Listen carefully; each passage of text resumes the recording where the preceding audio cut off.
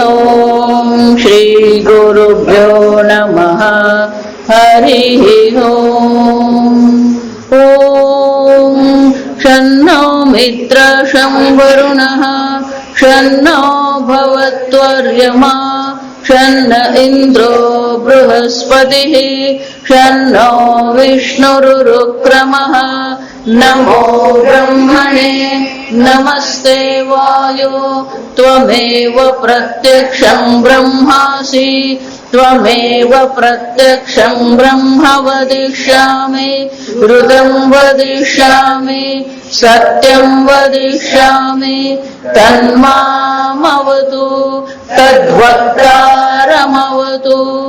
अवतु माम् अवतु वक्तारम् ॐ शान्ति शान्ति शान्तिः ॐ भद्रं कर्णेभिः शृणुयाम देवाः भद्रं पश्येमाक्षभिर्यजत्राः स्थिरैरङ्गैः स्तुष्ट्वागुंसस्तनूभिः व्यशेम देवहितं यदायुः स्वस्ति न इन्द्रो वृद्धश्रवाः स्वस्ति नः पूषा विश्ववेदाः स्वस्ति नस्तार्क्ष्यो अरिष्टनेमिः स्वस्ति नो बृहस्पतिर्दधातु ॐ शान्ति शान्ति शान्तिः ॐ सहनाववतु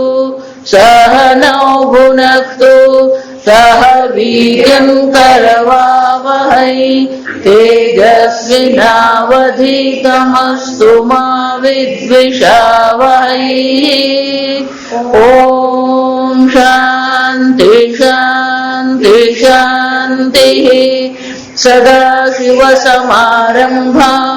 शङ्कराचार्यमध्यमाम् अस्मदाचार्यपर्यन्ताम् वन्दे गुरुपरम्पराम् श्रुतिस्मृतिपुराणानाम् आलयं करुणालयं नमामि भगवत्पादं शङ्करं लोकशङ्करं शङ्करं शङ्कराचार्यं केशवं बादरायणं सूत्रभाष्यकृतौ वन्दे भगवन्तौ पुनः पुनः ईश्वरो गुरुरात्मेति मूर्तिभेदविभागिने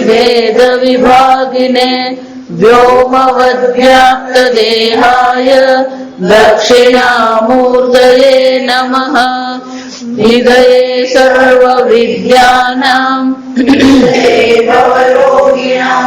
गुरवे सर्वलोकानां दक्षिणामूर्तये नमः ॐ नमः प्रणवार्थाय शुद्धज्ञानैकमूर्तये निर्मलाय प्रशान्ताय दक्षिणामूर्तये नमः।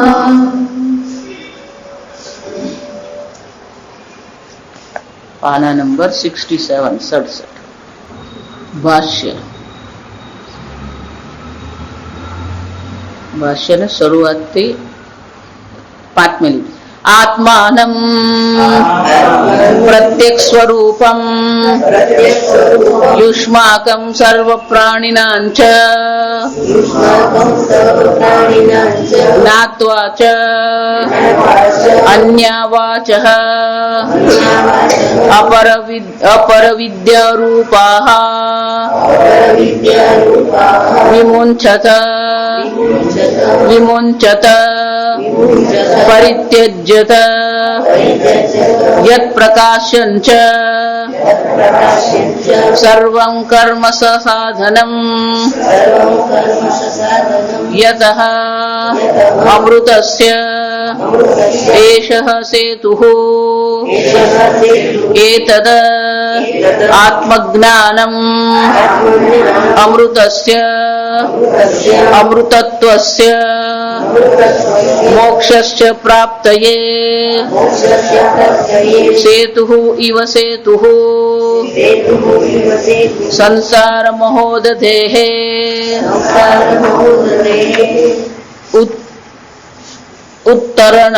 ઉત્તરણ હેતુત્વાत् તથા ચ શ્રુત્યંતરમ તમેવ વિદિત્વા અતિમૃત્યમેતિ નાન્યઃ પંથા વિદ્યતે અયનાય ઇતિ.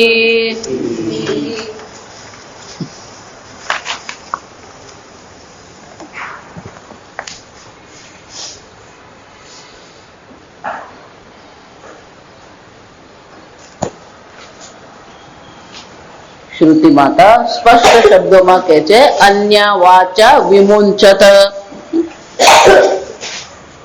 શંકરાચાર્યજી વિમુંચત છે પછી આગળ અર્થ આપતા શું કહે છે વિમુચ્યત. આ થ એ છાંદસ છે. પાણીની વ્યાકરણ મુનિના વ્યાકરણ અનુસાર વિમુંચત તો આવવો જોઈએ અને એટલે શંકરાચાર્યજી કહે છે વિમુંચત વિમુંચત. વિમુંચત એટલે શું થાય પરિત્યજ્યત. આ બધાનો સારી રીતે ત્યાગ જ કરવાનો નહીં, પરિતઃ સારી રીતે આ બધી ચર્ચાઓનો આપણે ત્યાગ કરી દઈએ. એટલે શંકરાચાર્ય સ્વયં દર્શાવે છે તત યદ પ્રકાશ્યમ ચ યદ પ્રકાશ્યમ ચ એટલે કે આ જે પણ કઈ પ્રકાશ છે દ્રશ્ય છે, વિષય છે. તત્સર્વમ કર્મ, આ બધા કર્મ છે. સસાધનમ પરિત્યજ્યત.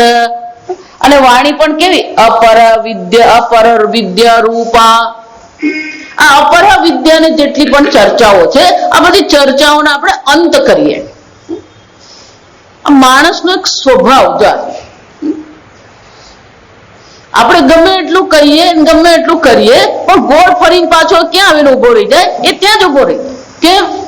પ્રકૃતિ યાંતિ ભૂતાની નિગ્રહ કેમ કરીષ્યતિ. એની પ્રકૃતિ છે, પ્રકૃતિનો ત્યાગ થાય નહીં. આપણે ભલે એને કંઈક આમ નહીં કરવાનું પણ પેલો શું કરે બીજે જ દિવસે કરે. જાશું ડોક્ટર કહે ભાઈ લાડુ નહીં ખાવાનો, પણ ઘરે જઈને શું કરે પણ સાહેબ હવે લગ્નમાં ગેત ખાવું તો પડે. પણ તમે કોણે કીધું ખાવું તો પડે? જા સમજો. આ વાક્યનું આપણે વિશ્લેષણ કરવાની જરૂર છે. ખાવું તો પડે, ખાવું તો પડે એટલે કે આપણે નિર્ણય કરી લીધો કે આ કર્તવ્ય છે. તો સંસારને આપણે કર્તવ્ય માનીએ છીએ. સંસારિક રીતે લગ્નમાં જવું જ પડે, છોકરાઓને રાખવા જ પડે, ઘર ચલાવવું જ પડે. આ બધા શું કરે આપણે આપણી બુદ્ધિમાં આ બધા કર્તવ્ય નક્કી કરી દીધા. પણ ભગવાનની માળા કરવી જ પડે, પૂજા કરવી જ પડે, શાસ્ત્ર શ્રવણ કરવું જ પડે. આ કર્તવ્ય આપણી બુદ્ધિમાં આવે છે. એ બધા કેવામાં જાય? પેલો ઓપ્શન સમજો વિકલ્પમાં છે. સંસારના જે કર્તવ્ય જે છે એ કર્તવ્ય આપણા માટે કેવા છે? ફરજિયાત છે. કેમ નહીં આવે? કાલ માતા લગ્નમાં જવાનું તું જા લગ્નમાં, કોણ ના પડે? પણ લગ્નમાં જઈને પછી શું કરી દેવાનું? ચાલો ભાઈ હું ચાલ્યો, મારો ક્લાસ છે નહીં. કેમ? હું લગ્નમાં જઈએ પણ 5-25 ને મળીએ અને પછી ક્યાં ગયા હતા, હું કીધું, પછી કઈ સાડી પહેરીને કયા કપડા પણ રેમન પહેર્યું, ગ્વાલિયર પહેર્યું. દર અન્ય વાચા, આ બધી શું છે? અન્ય વાચા. અનેક પ્રકારની વાણીઓ છે, અનેક પ્રકારની ચર્ચાઓ છે. અને એટલે શ્રુતિ માતા કે છે પરિત્યજ્યત. પણ ખાલી વાણી છોડવાની નથી. એટલે શંકરાચાર્યજી કે છે સકર્મ, કર્મ સહિત. આ કર્મમાં પણ આપણે કોઈ રુચિ રહેવી જોઈએ નહીં. જો સમજો બરાબર, કર્મ આ બ્રહ્મ જ્ઞાન માટે વિઘ્ન છે. કે કર્મ તમારા કર્તૃત્વને શું કરે છે? મેં આટલું કર્યું ને હું આમ કરું ને હું આમ કરું, એટલે કર્તૃત્વ શું કરે છે? એ દ્રઢ બનાવે.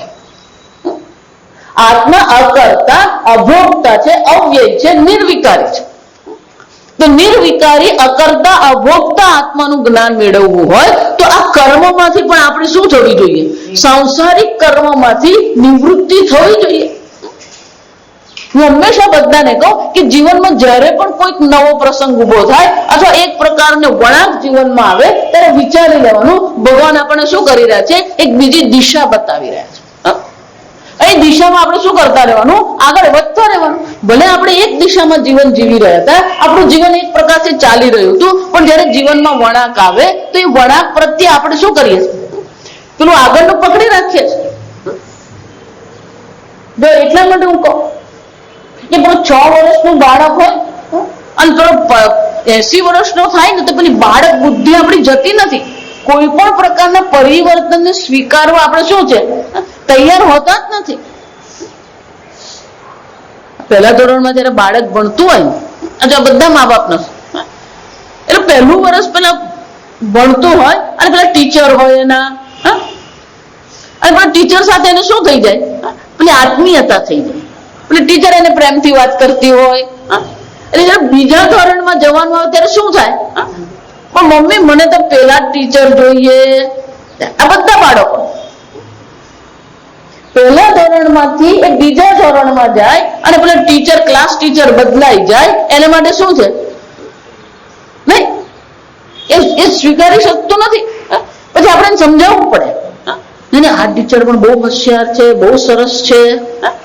એટલે 1 મહિના સુધી તો મમ્મીને શું ચાલતું હોય? પેલું પરિવર્તન સ્વીકારવા માટે એને આપણે તૈયાર કરવું પડે. પછી એકવાર એને ખબર પડે કે આ ટીચર પણ સરસ ભણાવે છે, આ ટીચર પણ સારા છે, પછી સ્વીકારી લે. તો પેલું સ્વીકારતા એને શું થાય? 1 મહિનો નીકળી જાય. આપણે પણ જીવનમાં શું કરીએ? કોઈ પણ પરિવર્તન હોય તત્કાળ આપણે એને સ્વીકારી શકતા નથી. તત્કાળ આપણે એનો શું કરીએ? વિરોધ કરીએ. જો હું હંમેશા કહું, જે પણ પરિવર્તન આવે એને સ્વીકારી લો. જે ગમે જગદગુરુ જગદીશને તે તણો ખરખરો ફોક.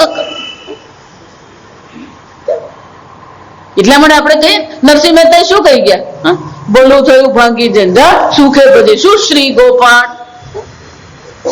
નરસિંહ મહેતાની પત્ની ગુજરી ગયા તોય સારું કીધું એમણે. તો આ ભક્ત, આને જ કહેવાય ભક્તની ભાવના. કોઈ પણ પરિસ્થિતિને તમે એને અનુકૂળ તમે લઈ શકો. નરસિંહ મહેતાની પત્ની ગુજરી ગયા તો એને શું કર્યું? અનુકૂળ લીધું. પણ તુકારામની પત્ની હતી, એ સાવ કર્કશ હતી, એને પણ એમણે શું કર્યું? અનુકૂળ જ નથી. કેમ? કે ભગવાન બહુ સારું કર્યું, મારું મન એમાં જતું જ નથી. પણ નામદેવની પત્ની હતી, બિલકુલ અનુકૂળ હતી, સાથે સાથે ચાલતી હતી. એ ભગવાનનું નામ વિઠ્ઠલ વિઠ્ઠલ કરતી હતી. અને નામદેવ પણ શું કરતા હતા? એ પાંડુરંગ વિઠ્ઠલનું ચિંતન કરતા.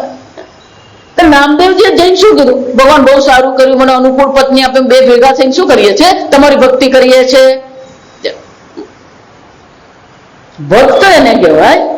તત્વજ્ઞાન મેળવવું હોય, તત્વજ્ઞાનમાં આપણે આગળ વધવું હોય, ભક્તિ ભગવાનની કરવી હોય, તો કોઈ પણ પરિસ્થિતિને આપણે કઈ રીતે લેવાની છે? કોઈ પણ જીવનમાં પરિવર્તન આવે, એ પરિવર્તનને આપણે અનુકૂળ તરીકે લેવાનું. એટલે બહારની પરિસ્થિતિ એ તો પ્રારબ્ધ છે. બહારથી જે થઈ રહ્યું છે બધું શું છે? પ્રારબ્ધ છે. અને પ્રારબ્ધના પાના એક પછી એક ખુલતા જ રહેવાના છે. કોઈ અહીંયા આવ્યું ત્યારે, મારા દાદી હતા ને, બહુ સરસ એમનો સ્વભાવ. એટલે અમે એમ કે દાદી બુકને કોઈ અમરપટ્ટો લઈને આવ્યું નથી. દાદીના કેટલાક વાક્યો છે ને, મારા મગજ બહુ નાની જા સમજ. દાદી ગુજરી ગયા ત્યારે માંડ 14-15 વર્ષની, પણ એમના કેટલાક વાક્યો આપણા મનમાં શું થઈ ગયા હોય? એ હંમેશા કહેતા, કોઈ અમરપટ્ટો લઈને આવ્યું નથી. વેદાંત એ છે જે તમારા માટે મૃત્યુને પણ ઉત્સવ બનાવે. વિરોધ નહીં, અસ્વીકાર નહીં, સંઘર્ષ નહીં. કેમ? કે આ કાળનો નિયમ છે. કાળમાં જે વસ્તુ આવી, કાળમાં જે વસ્તુ ઉત્પન્ન થઈ, એ વસ્તુ શું થવાની? અંતવંતુ ફલમ તેષામ. આ બધું અંતવાન છે. ક્યારેક ને ક્યારેક તો એ શું થવાનું? છૂટવાનું જ છે. કાળના પ્રવાહમાં 2 લાકડા ભેગા થયા, કાળના પ્રવાહમાં 2 લાકડા શું થઈ જવાના? અલગ થવાના જ છે.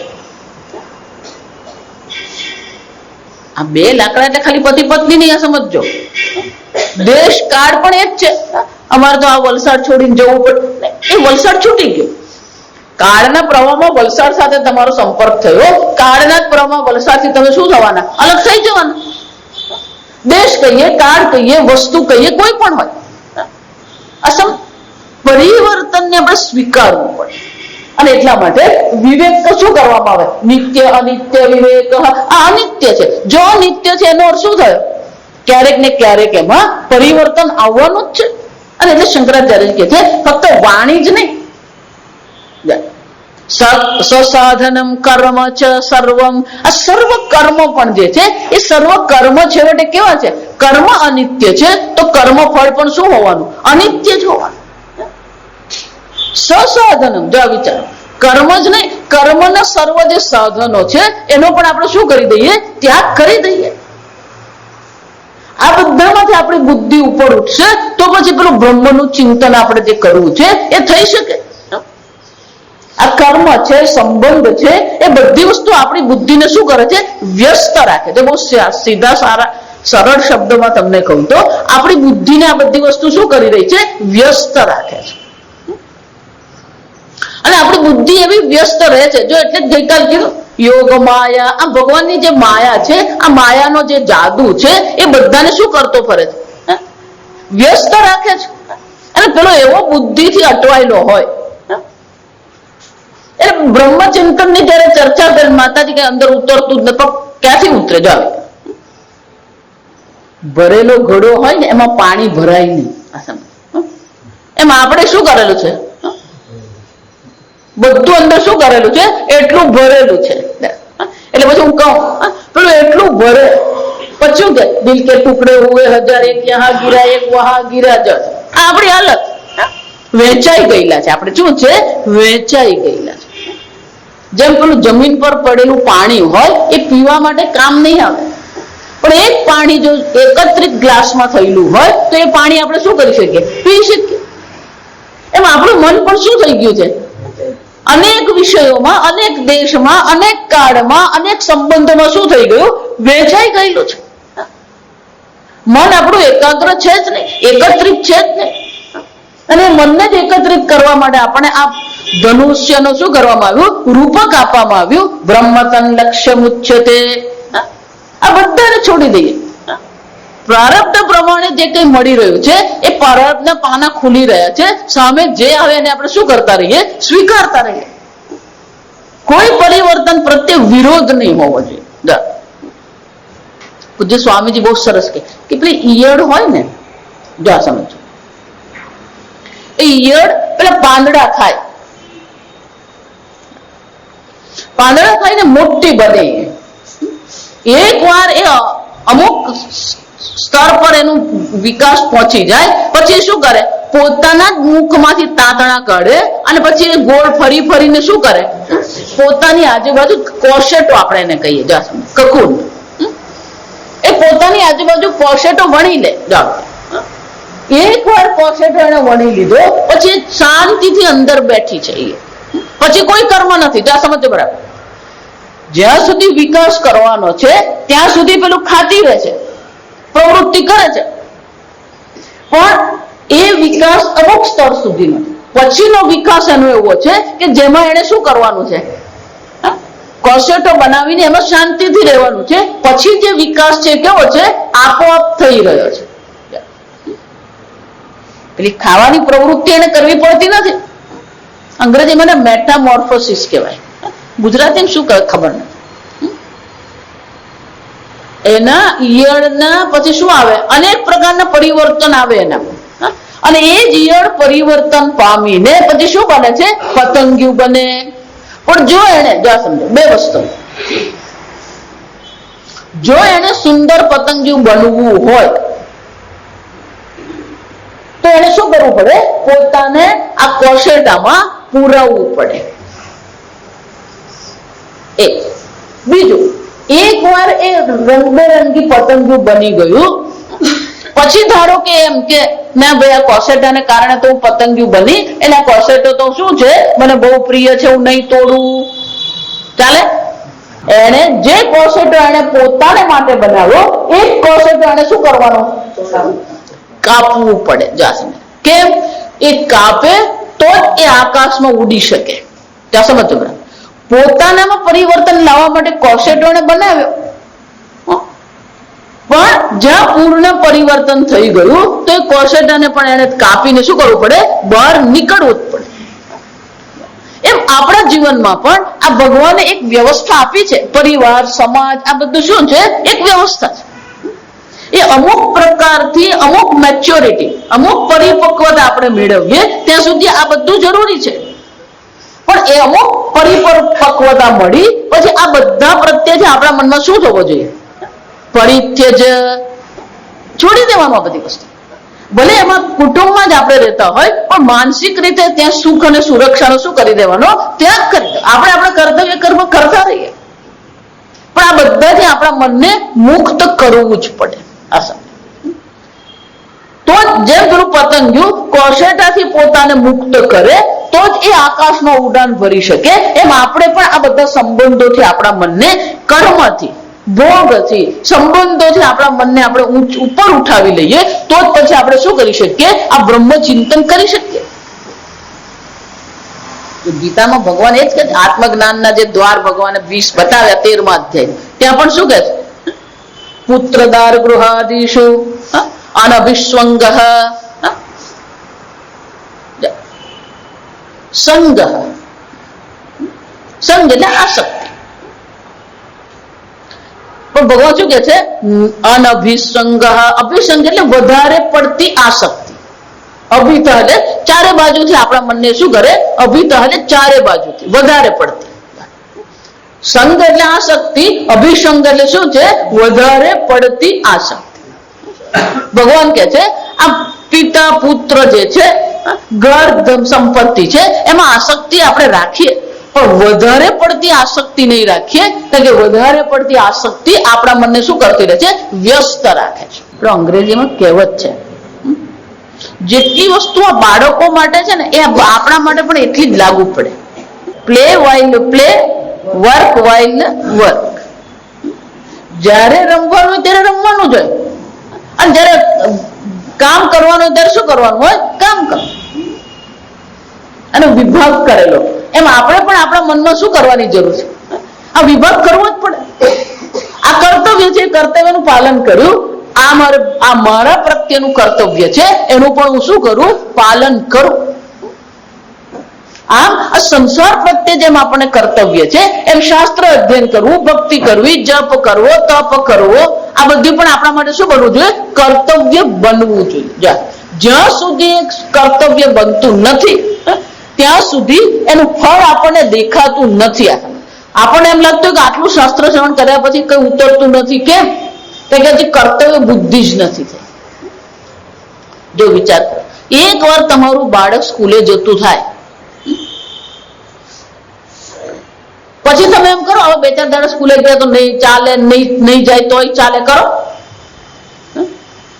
બાળક એકવાર સ્કૂલમાં જતું થઈ જાય આખા પરિવારનું ટાઈમ ટેબલ પણ શું થઈ જાય? કેમ? એને ભણાવવાનું છે. ચાલો, ભલે ગમે તે કાર્યક્રમ ઘરમાં ચાલતા હોય પણ એકવાર બાળક સ્કૂલે જતું થઈ જાય એટલે બધા કાર્યક્રમ કોને અનુકૂળ થઈ જાય? એટલે બાળકના કાર્યક્રમને અનુકૂળ થઈ જાય. એમ એક વાર આપણને ખ્યાલ આવી ગયો અન્ય અહીંયા આગળ આવશે ન અન્ય પંથા વિદ્યતે યનાય, આ પરમાત્માને પ્રાપ્તિ માટે બીજો કોઈ માર્ગ છે જ નહીં. એટલે તમારાથી અન્ય ભગવાન છે જ નહીં કે ત્યાં પહોંચવાનું હોય, મેળવવાનું હોય. તમે સ્વયં પરમાત્મા સ્વરૂપ છો અને એ આત્માને આપણે બ્રહ્મ સ્વરૂપ જાણવાનો છે. તો એકવાર એ ખબર પડી ગઈ તો આપણા જીવનના બધા કાર્યક્રમો પણ કોને અનુકૂળ બનવા જોઈએ? સમજો, કરવું જ પડે. એટલા માટે કહું એ કર્તવ્ય બુદ્ધિ થવી જોઈએ કે મારે આ કરવું છે. એકવાર કર્તવ્ય બુદ્ધિ થાય પછી બધું બહુ સરળ છે. અને એટલે શંકરાચાર્યજી કહે છે સસાધનમ કર્મ સર્વમ. આ જેટલા પણ કર્મ છે આ કરીએ પેલું કરીએ અને સાધન સહિત. જો આ સાધન સહિત કેમ કહે છે? નદી પાર કરવી હોય તો નાવ આવશ્યક છે પણ એકવાર નદી પાર કરી લીધી પછી શું કરવાનું? ના રે ના, આ નાવથી તો હું નદી પાર કરી ગયો એટલે નાવને મારે માથે લઈને ફરવું. સસાધનમ જાને નાવ એ સાધન છે, પણ એકવાર નદી પાર થઈ ગઈ પછી એ સાધનને પણ શું કરી દેવાનો? ત્યાગ કરી દેવાનો. છૂટતું નથી આપણે. અને એટલે શ્રુતિ માતા સ્પષ્ટ શબ્દોમાં કહે છે આ સાધન સહિત સર્વ કર્મોનો તમે શું કરી દો? ત્યાગ કરી. હું તો હંમેશા કહું, ઘરમાં વહુ આવે ને એટલે બધું છોડી દેવાનું, કરતું સોંપી દેવાનું. આપણે શું કરી દેવાનું? આપણી જાતને મુક્ત કરી દેવાનું. લગ્નમાં જવાનું હોય, પ્રસંગમાં જવાનું હોય, બધું શું કરવાનું? સોંપી દે. એ તમારી કરતા આજ સુધી અમે સંભાળ્યો, હવે શું કરો? તમે સંભાળો. પણ આપણે પેલા સંભાળવામાં એવો આનંદ આવતો હોય ને પેલું છૂટે જ નહીં. કેમ? પેલા લગ્નના દકુ ચોખા ખાવાની મજા આવે, લાપસી ખાવાની મજા. અત્યારે મને કોઈ માતાજી ગમે તે કહો, પણ આ લગ્નના દાળ ભાત ને રેંગણ બટાકાનું શાક તો ઘરમાં બને જ નહીં.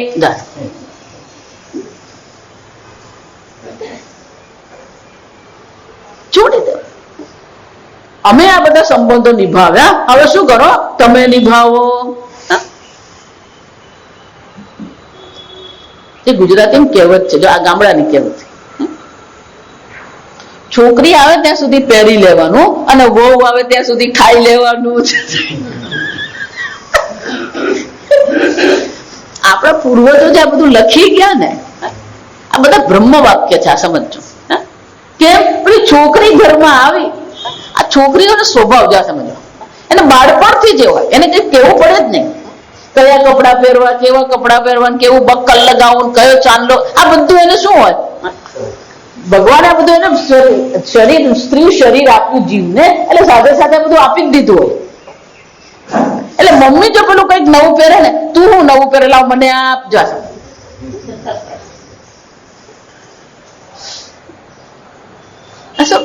નવું ઘરેણું પછી મમ્મી પહેરવા જ નહીં દે. શું કરે? તારે હું પહેરવાનું? લાવ મને આપ.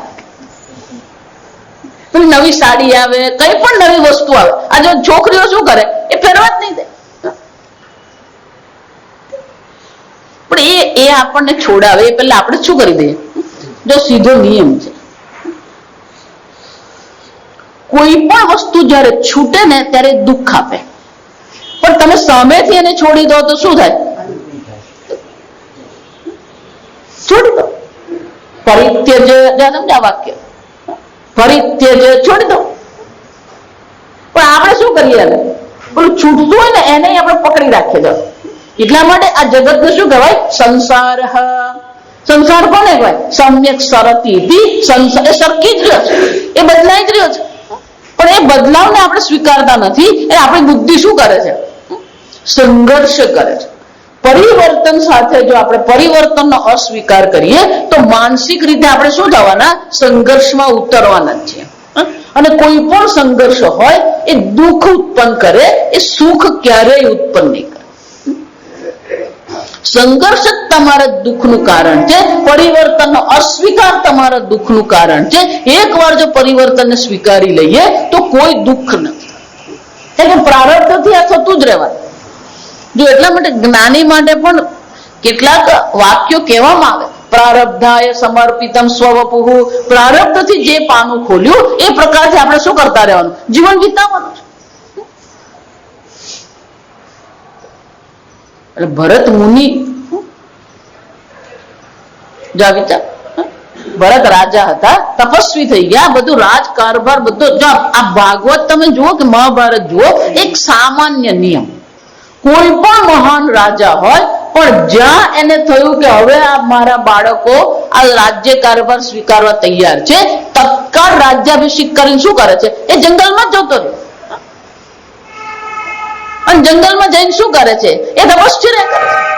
એમ ભરત મુનિ પણ શું કરી રહ્યા હતા? રાજકારભાર છોડીને એ ત્યાં તપશ્ચર્યા કરતા હતા. પણ ક્યાંક પેલું હરણ બાળમાં એમનું મન લાગી ગયું. જરા સમજો, એક જ આસક્તિ માણસને શું કરે છે? અને આપણી તો શું છે?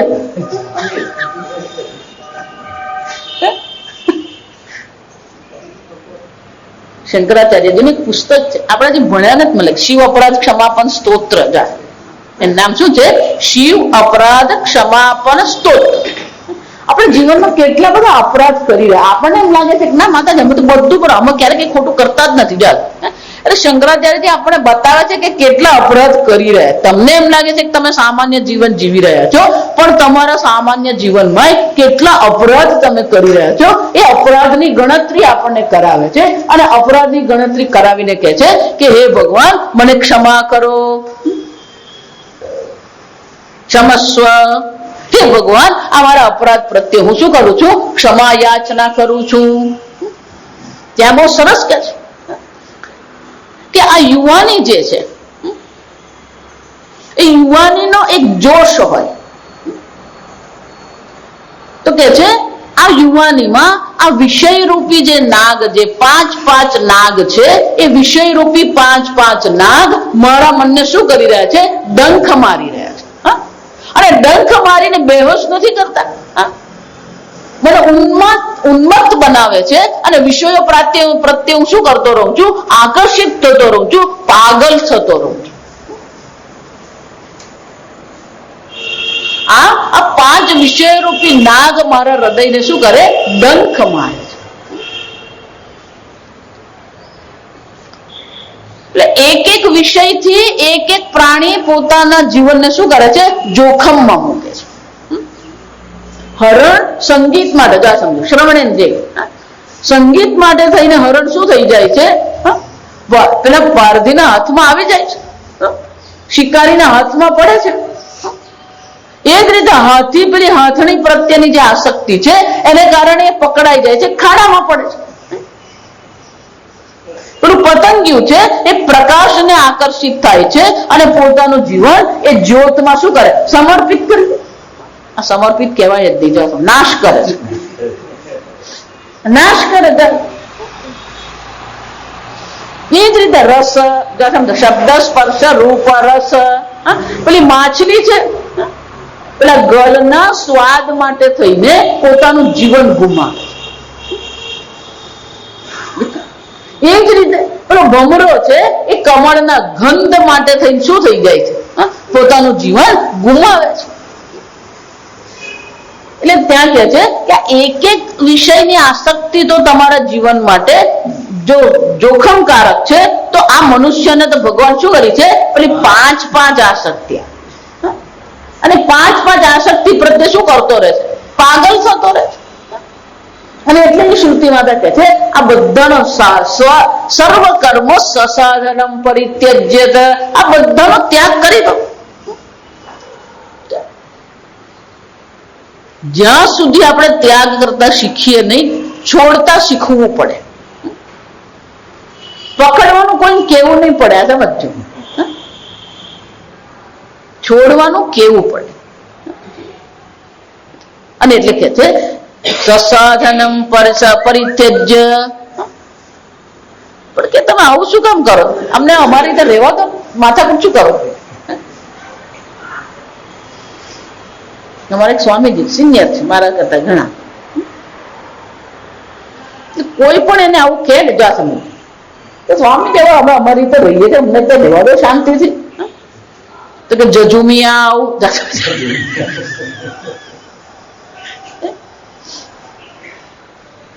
જન્મ મૃત્યુ જરા વ્યાધિ દુઃખ દોષ અનુદર્શન. આ દુઃખ છે, આ દુઃખ રૂપી દોષ આ બધામાં પડેલો છે, પણ આપણે દુઃખ રૂપી દોષ દેખાતો નથી.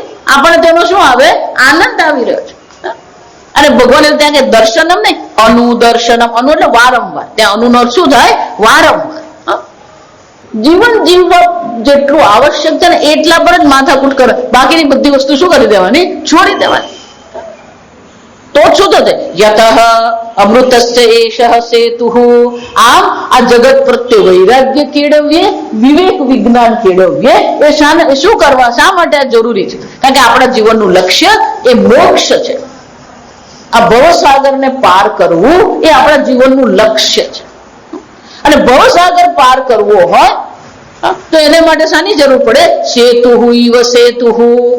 નદી પાર કરવી હોય તો પેલો પુલની જરૂર પડે, સેતુની જરૂર પડે. એમ આ ભવસાગરને આપણે પાર કરવો છે, તો ભવસાગરને પાર કરવા માટેનો સેતુ એષઃ. આ બ્રહ્મ વિદ્યા એ શું છે? સેતુ છે. આ બ્રહ્મ જ્ઞાન બ્રહ્મ તન લક્ષ્ય ઉચ્યતે, આત્માને બ્રહ્મ સ્વરૂપ ઓળખવું. એકમ જાનથ આત્માનમ, આ એક અદ્વિતીય આત્માને ગઈકાલે આપણે જોયું, ત્વમ એકમ આત્માનમ જાનથ, આ એક અદ્વિતીય આત્માને તું જાણી લે. તમે બધા એને જાણી લો. કેમ? એષઃ સેતુઃ. પણ એ આત્માને જાણવું હોય તો અન્ય સર્વ ચર્ચાઓ, અન્ય સર્વ પ્રવૃત્તિઓમાંથી આપણે કાપ મૂકી જ દેવો. આ વાણીમાં પણ જે છે ને ભગવાન બહુ સરસ કહે છે, અનુદ્વેગકરમ વાક્યમ સત્યમ પ્રિયમ હિતમ ચયત. તમારી વાણી કેવી હોવી જોઈએ? અનુદ્વેગકરમ, કોઈને વિક્ષેપ નહીં કરે, ઉદ્વેગ નહીં કરે. સત્યમ કેવી હોવું જોઈએ? સત્ય હોય. પણ સાથે સાથે કેવી હોવું જોઈએ? પ્રિય, ઉદ્વેગ કરનારી નહીં હોવી જોઈએ, સત્ય હોવી જોઈએ, પ્રિય હોવી જોઈએ. આટલું કરીએ ને એટલે બધું બોલવાનું આપણું ઓછું થઈ જાય. સમજ, બધું કપાઈ ગયું. પેલા તો ઉદ્વેગ કરે એવું ન બોલવાનું હોય, બીજું સત્ય બોલવાનું હોય, એટલે ગપ્પા મારવાનું છોડી દેવું જાય. સત્યમ, પણ સત્ય પણ કયું સત્ય બોલવાનું? પ્રિયમ, સાંભળવા વાળાને એ પ્રિય હોવું જોઈએ. વાણી આપણી પ્રિય હોવી જોઈએ. જા સમજ. સત્યમ પ્રિયમ હિતમ ચ, જેને આપણે કહી રહ્યા છે એના માટે કેવું હોવું જોઈએ? કલ્યાણકારક હોવું. આ બધા નિયમો જો વાણી પર આપણે લાવીએ ને તો અત્યારે તમે જે બોલી રહ્યા છે એમાંથી ખાલી 20% બોલવા જેવું રહે, બાકીનું બધું 80% શું થઈ જાય?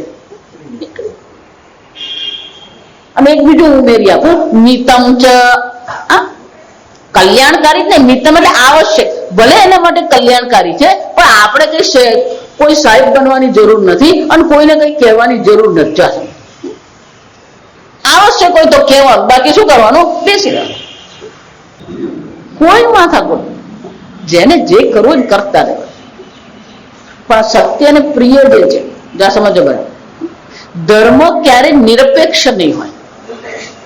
ધર્મ કેવો હોય? સાપેક્ષ હોય. સત્ય પણ નિરપેક્ષ નથી. સત્યની બધી આ સાપેક્ષતા છે. અનુદ્વેગકરમ પ્રિયમ હિતમ મિતમ, આ શું કરે છે? એને મર્યાદિત કરે. સત્યને શું કરે છે? મર્યાદિત કરે છે. એ જ રીતે અહિંસા પણ મર્યાદિત છે. જો સમજો, પેટમાં ગાંઠ છે તો ડોક્ટરે શું કરવું પડે? હિંસા કરવી જ પડે. પેટમાં કાપો મૂકવો જ પડે, એ કાઢવું પડે, તો હિંસા તો કરવી જ પડે. આ બધા ડાયાબિટીસ ની જે હું હંમેશા કહું ને, ભયંકર. અને એક વાર જો ક્યાંક કઈ જગ્યા પગમાં જો એમાં જો કોઈ ચાંદુ પડી ગયું, પછી એ ચાંદુ સારું થાય જ નહીં. અને પછી એ સડો એટલો વધતો જાય કે ડોક્ટરે પછી એ પગ પણ શું કરવો પડે? કાપવો જ પડે. જાઓ વિચારો, કોઈ ઉપાય જ નથી. આ સમજો. તો ભલે એને પગ કાપવો હિંસા કહેવાય, પણ મનુષ્ય માટે શું છે? આવશ્યક છે. આમ હંમેશા અહિંસા કામ નહીં આવે. એ જો અહિંસાનો વિચાર કરે તો ડોક્ટર બને જ નહીં જતો. અહિંસાનો જો વિચાર કરવા જાય તો ક્યારે ડોક્ટર બની શકે નહીં. વિચારપૂર્વકની હિંસા છે. હિંસા કેવી છે?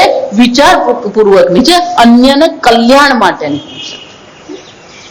હું એટલા માટે કહું છું કે ભલે અનુદ્વેગ કરમ વાક્ય બોલવાનું, ઉદ્વેગ કર વાક્ય બોલવાનું નથી, અન્યને પીડા પહોંચાડનારું, હિંસા કરનારું વાક્ય બોલવાનું નથી.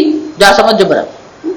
પણ 3 સ્થાન પર એને આપણે એને શું કહેવાય? છૂટ આપે. હા, છૂટ. એને છૂટ છે. અપવાદ 3 સ્થાન પર એનો અપવાદ છે. એક માતા પિતા, બાળક ખોટું કરી રહ્યો છે, વારંવાર કરી રહ્યો છે, તો એને આપણે શું કરવું પડે? ઉદ્વેગ કર વાક્ય બોલવું પડે, એને ખગડાવવું પડે. કેમ? એને રોકવો પડે. એટલે માતા પિતાને બાળકો પછી કાયમ જ ખગડાવવા નહીં કરવાનું. જો માતા માતાજીએ કીધું બાળકને ખખડાવવા જાય, જરૂર પડે તો એને રોકવા માટે શું કરવું પડે? પેલું કડક વાક્ય બોલવું પડે, ક્યારેક હિંસા કરવી પડે, અટકાવવો પડે. આ એક સ્થાન છે. બીજું, શિક્ષક બાળકને ભણાવવાનો છે અને મર્યાદિત સમય છે, તો શિક્ષકે પણ શું કરવું પડે? એને ખગડાવવો પડે. અને ત્રીજું છે ગુરુ, આચાર્ય. જેમ શિષ્ય ખોટું કરી રહ્યો છે તો એને શું કરવો પડે? પણ ખખડાવ્યું એટલે દ્વેષપૂર્વક નથી. જો સમજો, માતા પિતા હોય, શિક્ષક હોય કે ગુરુ હોય, એ ઉદ્વેગ કરનાર વાક્ય બોલે છે, ક્યારેક હિંસા પણ થોડી કરે છે, પણ એમના હૃદયમાં શું છે? કલ્યાણ છે.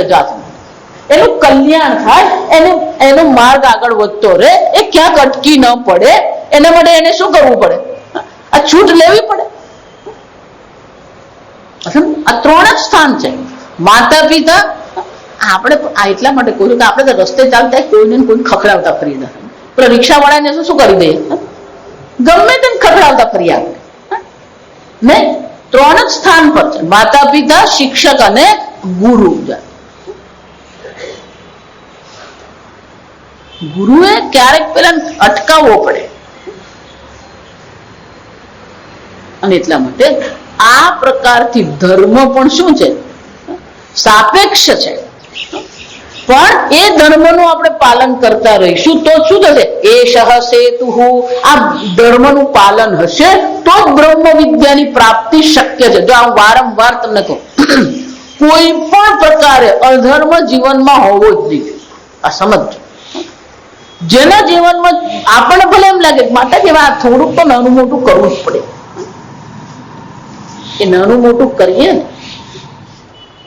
મારા બાપુજી અમને એવું કહેતા, અમે 6 જણા, 6 ને મોટા કરવા ને સહેલી વસ્તુ ને.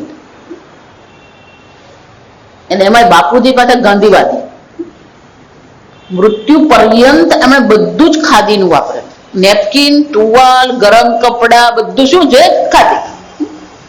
અને બા મને હંમેશા કે જ્યાં સુધી એમના પગમાં સાયટિકા નહીં થઈ, 57 કે 58, ત્યાં સુધી પોતે જ એ કાંતતા અને એ તાંતણા સૂતર મોકલાવે અને એમાંથી જે કપડું વણાઈને આવે એ જ પહેરતા. જા એટલે કડક સ્વભાવ એમનો, પણ સાથે પ્રેમાળ પણ એટલા જ. બધું જ એમને કશો વાંધો નહીં. કેરી આવી બજારમાં એટલે 6 હોય ને એટલે પછી ટોપલા જ લાવવા પડે. ફટાકડા ટોપલા, દિવાળી આવી એટલે ટોપલા ભરીને શું થઈ જાય? 5 દિવસના 5 ટોપલા આવી જ જાય. ત્યાં તો પેલા ટોપલામાં જ લાવ. હવે આ બધું શરૂ છે. આ પ્લાસ્ટિકની કોથળી હવે આવી, બધું જ. પણ અમને હંમેશા એવું કહેતા કે જો તમે અત્યારે 8 આના માટે જૂઠું બોલો છો, પછી તમને 8000 માટે જૂઠું બોલવાની શરમ નહીં લાગે. જો આ વાક્ય સાંભળો. ભલે તમે અત્યારે, જો તે વખતે 8 આના એટલે ઘણી મોટી વસ્તુ કહેવાય, સમજો. એટલે અમને એવું કહેતા ને, ત્યારે 8000 એટલે અત્યારના 8 લાખ આ સમજો. એટલે અમને એવું કહેતા કે તમે બોલે અત્યારે મારી પાસે 8 આના માટે જૂઠું બોલ્યા, તમે કે તમે આમલી ખાઈ લીધી ને તમે આ ખાઈ લીધું, તમે એમ કીધું કે મેં આમ કર્યું, તમે જૂઠું બોલ્યા. પણ તમને જો એકવાર 8 આના માટે જૂઠું બોલવાની આદત પડી ગઈ તો ભવિષ્યમાં તમને 8000 માટે જૂઠું બોલતા તમને શરમ નહીં લાગશે. જા વિચાર, આ વિચાર. નાના નાના અધર્મ કરવાની જો આપણને આદત પડી ગઈ તો પેલું મોટું અધર્મ કરવાનું જયારે આવશે ત્યારે આપણે બુદ્ધિમાં શું હોય છે? જો એટલે ભગવાન 16મા અધ્યાયમાં કહે છે ને, હ્રીહી કહેવામાં આવે. હ્રીહી એટલે શરમ. શરમ એટલે કે અધર્મ કરવામાં આપણે શું હોવું જોઈએ? લજ્જા. આપણે એને જે કહે મર્યાદા છે. ત્યારે આપણે શિક્ષકો જે હતા, શિક્ષક પેલા બજારમાં મળે ને તો એક બાજુ ઉભા રહી જતા. અમે જો સાહેબ આવે છે, સાહેબ આવે છે એમ બોલે એટલે શું થઈ જાય? સાવધાન જશે. પણ બજારમાં મળે ને તો સાહેબને આપણે પગે લાગતા. મર્યાદા કહેવાય. એને શું કહેવાય? મર્યાદા. હી કહેવાય, શરમ કહેવાય. આપણે જૂઠું બોલવામાં શરમ આવવી જોઈએ.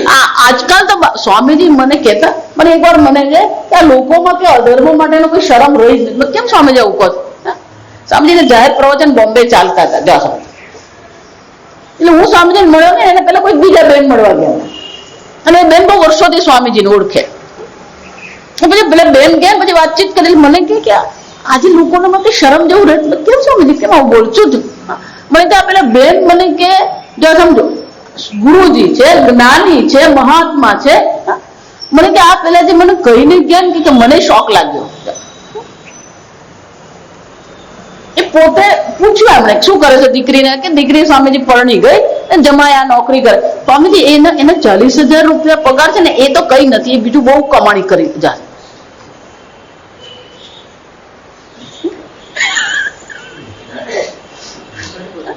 જો સમજો બીજું ઘણું કરી લે.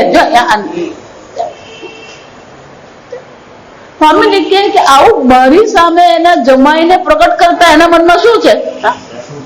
કોઈ શરમ નથી, ઉપરથી ગૌરવ છે. જો વિચાર સ્વામીજી આ નોકરીના 40,000 એ તો કઈ બીજું બધું ઘણું કરી લે. જો શરમ નહીં રહે આપણને.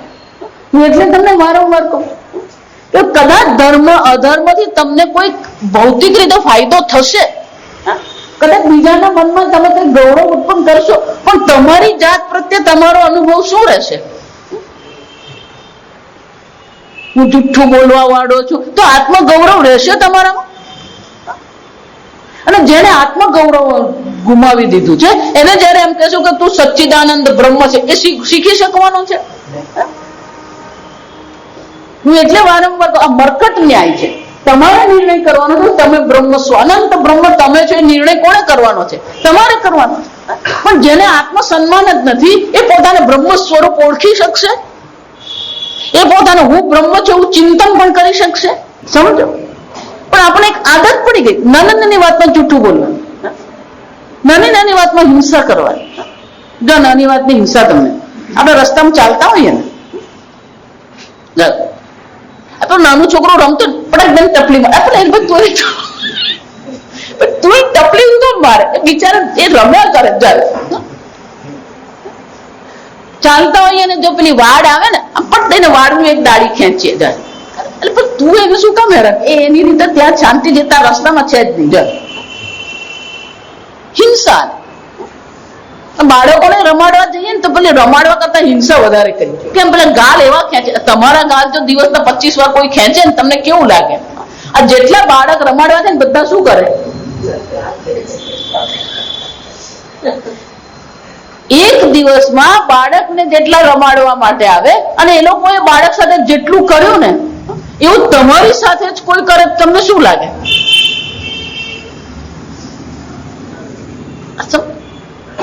અને એટલા માટે કે આ અમૃતનો સેતુ છે આ બ્રહ્મ જ્ઞાન. પણ સસાધન કર્મનો પણ આપણે અધર્મનો પણ શું કરવો પડે? ત્યાગ કરવો પડે. જો અધર્મનો ત્યાગ નહીં થશે તો પછી આ અમૃતની પ્રાપ્તિ આપણે થવી અશક્ય છે. અને એટલે કે છે એષ સેતુ. આ સેતુ છે શાના માટે? આત્મજ્ઞાનમ એતદાત્મજ્ઞાનમ સેતુ. આ આત્મજ્ઞાન એ સેતુ છે. શાના માટે? અમૃતત્વસ્ય. આ અમૃતની પ્રાપ્તિ કરવા માટે. અમૃતસ્ય જો આ બરાબર સમજો શબ્દ અહીંયા છે અમૃતસ્ય. શ્રુતિમાં મંત્ર છે કયો છે? અમૃતસ્ય. અમૃતનું અમૃત માટે આ સેતુ છે. આ બરાબર સમજો. શંકરાચાર્યજીનું ભાષ્ય એટલા માટે બહુ આવશ્યક છે આપણા માટે. જો ભાષ્ય નહીં હોય તો આ મંત્ર સમજવા અશક્ય છે. શંકરાચાર્યજીના ભાષ્યમાં શંકરાચાર્યજી શું કહે છે? અમૃતસ્ય. પણ અમૃતસ્ય શબ્દ જે છે એને ફેરવીને કે છે અમૃતત્વસ્ય. તો કે ત્વ લગાવવાની શું જરૂર તમારે? અમૃતસ્ય જ કીધું ચાલે નહીં? અમૃતસ્ય નો અર્થ શું કરે છે? અમૃતત્વસ્ય. તો જે અમૃતત્વ કેમ કહેવામાં આવે? એટલે અમૃત આપણે જયારે એવું કહીએ છીએ તો અમૃત નો અર્થ આપણે સ્વર્ગમાં મળતું જે છે એને પણ શું કહીએ? અમૃત છે. દેવતાઓ અજર અમર છે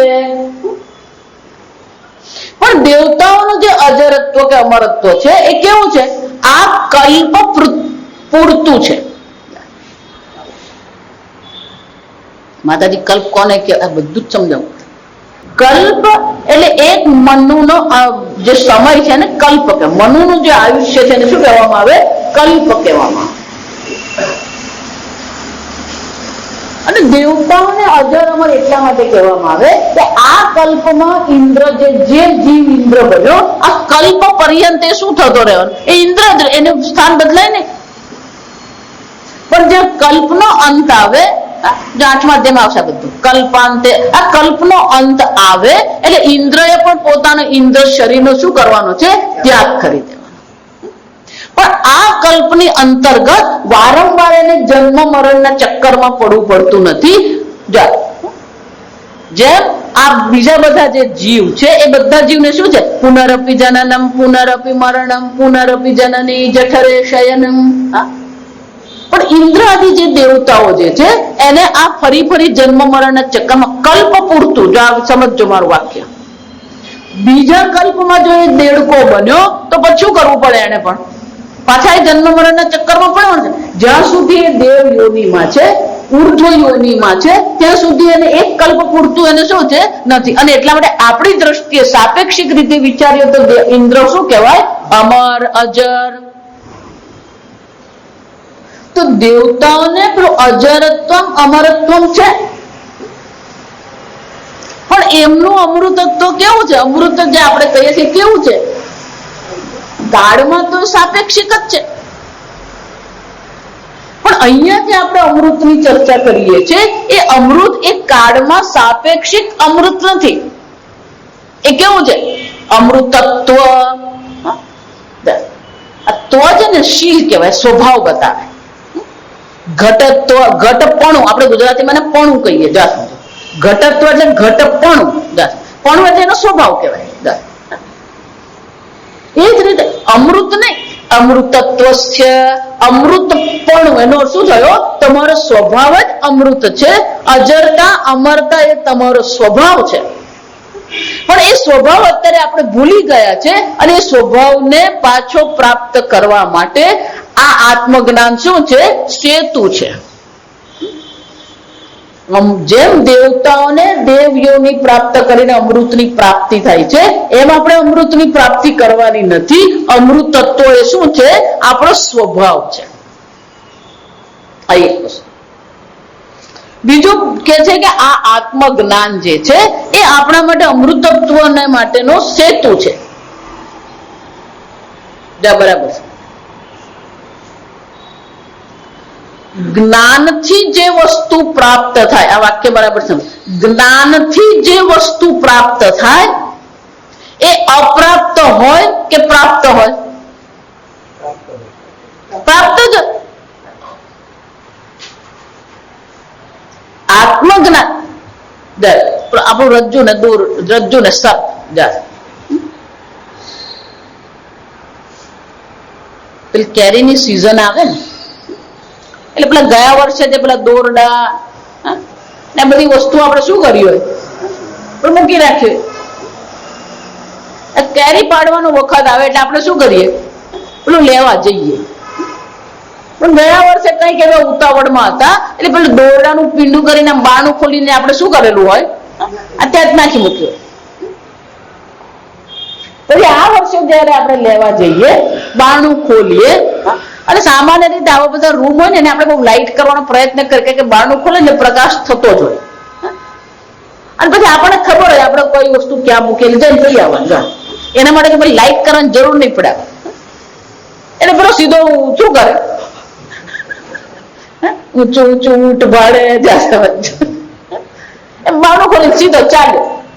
તો ચાલવા ગયો એટલે પેલું દોરડું કાથીનું ત્યાં પડેલું અને કાથીના દોરડા પર એનો પગ પડ્યો અને પેલો કાથી જે છે એ પગમાં શું થઈ? વાગી. એ વાગી અને નીચે જોયું ને પેલું કુંડાળું જોયું એટલે એના મનમાં શું થયું? સાફ કરડ્યો. જેવું પેલી બુદ્ધિમાં આવ્યું કે સાપે ડંખ માર્યો પછી શું થાય? બાકીનું બધું ભૂલાઈ જાય. પેલો એટલો બધો ગભરાઈ જાય અને પછી ભાગવા જાય એટલે પેલું બારણું અડધું જ ખોલેલું. કેમ? કારણ કે આમ લઈ નીકળી જવાનું હોય. એટલે બાણામાં શું થાય? ટોકાય, જશે અથડાય. બાણામાં અથડાય એટલું કપાળમાં એટલું જોરથી બારણું વાગે, અને બારણું વાગે ને એટલે બીજા બધાને અવાજ સંભળાય કે શું થયું, સાપ સાપ સાપ બોલાય નહીં જશે. કેમ? કારણ કે પેલો સાપે ડંખ માર્યો. વિચાર, કાલ્પનિક વસ્તુ જો તમારા બુદ્ધિનું અપહરણ કરી જતું હોય તો પછી આ જગતની વસ્તુ તમારી બુદ્ધિને અપહરણ કરે ને એમાં તો બહુ નવાઈ નથી. આ સમજો આવી ગયું અપહૃત જ્ઞાન. ભગવાન કહી ગયા આ બધાના જ્ઞાન શું થઈ ગયા છે? અપહરણ થઈ ગયા છે. હૃદયના ધબકારા વધી જાય, પરસેવો છૂટી જાય, મનમાં એટલો બધો ભય ઉત્પન્ન થઈ જાય, તેમાં ઉપરથી પાછું બારણું વાગે. બધા ઘરવાળા બધા આવે પછી એક જરાક સમજદાર હોય એટલે પેલો લાઈટ કરે એટલે શું દેખાય? દોરડું. એટલે કે પપ્પા આ દોરડું છે. ત્યારે ગુરુ કોણ બની જાય? આ પુત્ર ગુરુ બની જાય. સમજ? પપ્પા કઈ નથી, દોરડું જ છે. પપ્પા અરે નહીં સાફ કરે પપ્પા દોરડું. પપ્પા ને ત્યાં લઈ જઈને બધા પપ્પા દોરડું છે.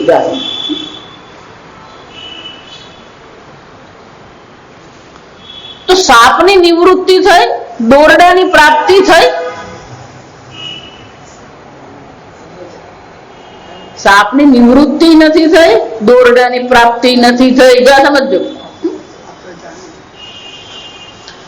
આ દોરડું છે એ જ્ઞાનમાં આપોઆપ જ શું થઈ ગયું? સાપની નિવૃત્તિ થઈ, કરવી નથી પડતી. અને દોરડાને જાણવામાં મહેનત કરી, લાઈટ કરી એટલે શું થઈ ગયું? એટલે મને બરાબર જોવા દે ને, દોરડું છે.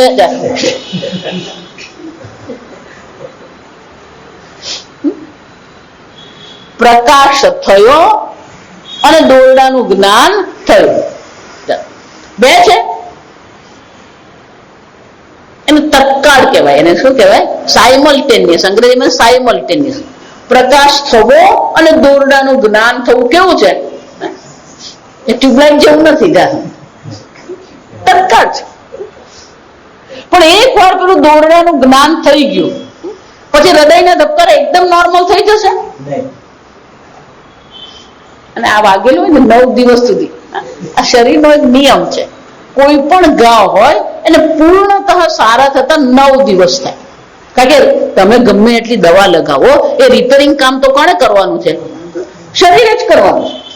જેટલા કોષ અહીંયા મરી ગયા છે એ મરેલા કોષનો કચરો બધો કાઢવાનો છે, નવા કોષ ત્યાં ઉત્પન્ન કરવાના છે. આ કામ કોણે કરવાનું છે? શરીર જ કરે છે. આપણને એમ લાગે કે દવા લગાવીને સારું થઈ ગયું. કેટલીક વસ્તુ એવા બ્રહ્મમાં આપણે રહીએ છીએ ને. સ્વામીજી બને કે પેલો બ્રહ્મમાં રહેતો હોય પણ પોતાને શું માનતો હોય? માતાજી અમારે મન બધી જ ખબર, તને કશી ખબર છે. એટલે પેલું માથું જે અથડાયું હોય એ કેટલા દિવસ સુધી રહે? એટલે 9 દિવસ સુધી. અને ધારો કે બજારમાં કોઈ પૂછે આ શું થયું, આપણું અજ્ઞાન પ્રકટ કરીએ, જવા દે ને વાત. આપણે દોરડું હતું, સાપ માની લીધો. જ્ઞાનથી કોઈ વસ્તુ પ્રાપ્ત થતી નથી. શ્રુતિમાં તો એના માટે દ્રષ્ટાંત બહુ સરસ આવે કે દોરડો હોય, ઓરડો હોય, ઓરડામાં અનેક વસ્તુઓ પડેલી છે, પણ અંધકાર હોય તો બધી વસ્તુઓ શું થવાની? અંધકારમાં બધી વસ્તુ ઢંકાયેલી છે. અંધકાર શું કરે? ઢાંકે. અંધકારનો એક સ્વભાવ શું છે? એ ઢાંકે. તો પ્રકાશ જ્યારે કરવામાં આવે ત્યારે આ બધી વસ્તુ ઉત્પન્ન થાય છે જ એનું શું થાય? જ્ઞાન થાય છે જ એ વસ્તુ પ્રકાશિત કરે. એમ આત્મજ્ઞાન પણ શું છે? તમે અમૃત સ્વરૂપ છો જ. સમજો, અમૃત તત્વ. અમૃત તત્વ એટલે કે અમૃત તત્વ એટલે કે એ તમારો સ્વભાવ છે. અમરતા એ તમારો સ્વભાવ છે. આત્મજ્ઞાન શું કરે છે? જે પેલો મોહ છે જે વિપરીત છે, હું જન્મ મરણ વાળો છું, હું દુઃખી છું, હું સંસારી છું, આ જેટલા ભ્રમ જે છે એ ભ્રમની નિવૃત્તિ કરે છે અને તમારું જે સ્વરૂપ છે એને શું કરે છે? એ પ્રગટ કરે છે. જેમ પ્રકાશ ઓરડામાં પડેલી વસ્તુને પ્રકાશિત કરે છે એમ આત્મજ્ઞાન પણ શું કરે છે? તમારું જે સ્વરૂપ છે એ સ્વરૂપને પ્રગટ કરી આપે છે. અને એટલા માટે શંકરાચાર્યજી કહે છે અમૃતત્વસ્ય મોક્ષસ્ય. આ મોક્ષ તમારું સ્વરૂપ છે. જ્ઞાનથી જો મોક્ષ છે તો એનો અર્થ શું થયો? અત્યારે પણ તમે શું છે? અજ્ઞાન અવસ્થામાં પણ તમે મુક્ત છો જ, પણ જાણતા નથી.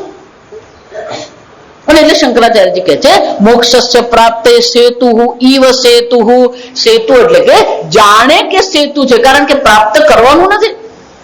પણ શાના માટે સેતુ છે? સંસાર મોહોદ દેહે. આ સંસાર રૂપી મહાસાગર છે એને પાર કરવા માટે આ સેતુ છે. પણ ખરેખર જેમ ભૌતિક સેતુ હોય એવો આ ભૌતિક સેતુ નથી. અને આ સંસાર મહાસાગર જે છે એ મહાસાગરને પાર કરવાનો છે. એટલે મીરાબાઈ પણ શું કહી ગયા? મોહે લાગી લગન ગુરુ ચરણ નખી. ગુરુ ચરણ નખી, ગુરુ શરણ નખી. આ ગુરુના ચરણની, ગુરુના શરણાગતિની મને લગન લાગી છે. કેમ? કે ગુરુ જ મને શું કરી શકે છે? આ જ્ઞાન આપી શકે છે. અને ગુરુ જ્ઞાન આપે તો શું કરે છે? મને એમ હતું હું ગુરુ પાસે જઈશ અને મોક્ષની પ્રાપ્તિ કરીશ. તો કે ગુરુ પાસે ગયા પછી મને ખબર પડી, મને જ્ઞાન મળ્યું ત્યારે મને ખ્યાલ આવ્યો. શું આવ્યો? ભવસાગર સબ સુખ ગયા હે, ફિકર નહીં મોહે તરન નખી. એક વાર આત્મજ્ઞાનના માર્ગ પર ચાલવા માંડ્યું પછી શું છે? ફિકર નહીં મોહે તરન નખી. કેમ? પણ ભવસાગર છે જ બીજો વિચાર. એટલે તમને વારંવાર કહું, જેટલા મહાત્મા આમ કહેતા હોય અમે તમને મોક્ષ આપીશું, એનો શું થયો? મોક્ષ આપવાનો છે જ નહીં. તમે નિત્ય મુક્ત આત્મા છો, મારે તમને શું કરવાનું? સમજાવવાનો પ્રયત્ન કરવાનો. એટલું જ નહીં, પણ કે આ ભવસાગર પાર કરવા માટે તું ગઈ અને તમે આ ભવસાગર સુકાઈ ગયો. પણ એવું થયું કેવી રીતે? ઉલટ ભયે મોરે નૈન નખી. જેને હું સત્ય માની રહી હતી એ મિથ્યા છે, અને જે આત્માને હું જન્મ મરણ વાળી માની રહી હતી એ આત્મા કેવો છે? અજર અમર છે. ન જાયતે મ્રિયતે વા કદાચિત. ગુરુ જે મને જ્ઞાન આપ્યું, આત્માનો ક્યારેય જન્મ થતો નથી, મારો ક્યારેય જન્મ થયો નથી અને ક્યારેય મારું મૃત્યુ થવાનું નથી. આમ ગુરુજીએ મારી બુદ્ધિ પણ શું કરી હતી? ઉલટ ભયે મોરે નૈન નખી. નૈન એટલે આંખનો ગોળો ઊંધો કરી દે એમને દ્રષ્ટિ. નૈન એટલે શું છે? દ્રષ્ટિ. મને દ્રષ્ટિ એમણે ફેરવી દીધી. જેને હું સત્ય માની રહ્યો હતો એ મિથ્યા પુરવાર થઈ ગયું, અને જેને હું સ્વીકારવા તૈયાર નતો એ આત્મજ્ઞાન મારા માટે સત્ય બની ગયું. અને એટલે શંકરાચાર્યજી કહે છે આત્મજ્ઞાન સેતુ છે. અને એટલા માટે સેતુ સેતુ આ મોક્ષ પ્રાપ્તિ માટે જાણે કે સેતુ છે. કારણ કે ખરેખર સેતુની કોઈ આવશ્યકતા છે જ નહીં. આત્મા અને પરમાત્મા વચ્ચે કોઈ અંતર નથી કે તમને સેતુની જરૂર પડે. બીજું, ખરેખર ભવસાગર છે જ નહીં અને એટલા માટે પણ સેતુની જરૂર ત્યાં સમજવા. આત્મા પરમાત્મા વચ્ચે કોઈ અંતર નથી એટલે પણ સેતુની જરૂર નથી. અને ભવસાગર ખરેખર છે જ નહીં અને એટલા માટે આ સેતુની કોઈ આવશ્યકતા નથી. અને એટલે શંકરાચાર્યજી કહે છે સેતુ એવ સેતુ સંસાર મહોદ દેહે ઉત્તરણ હેતુત્વાદ. આ આત્મજ્ઞાન સંસાર ભવસાગરને ઉત્તરણ પાર કરવા માટે સાધન હોવાથી એને શું કહેવામાં આવ્યું? સેતુ કહેવામાં.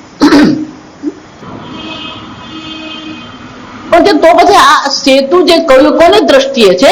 અજ્ઞાનીની દ્રષ્ટિએ સેતુ છે. જ્ઞાનીની દ્રષ્ટિએ કે શાસ્ત્રની દ્રષ્ટિએ કોઈ સેતુની આવશ્યકતા નથી. આગળ આપણે આવતીકાલ. ઓમ અસતો માં સદ્ગમય તમસો માં જ્યોતિર્ગમય મૃત્યોર્મા અમૃતંગમય. ઓમ પૂર્ણમદ પૂર્ણમિદં પૂર્ણાત પૂર્ણમુદચ્યતે પૂર્ણસ્ય પૂર્ણમાદાય પૂર્ણમેવાવશિષ્યતે. ओम शांति शांति शांति। हरि ओम श्री गुरुभ्यो नमः। हरि ओम।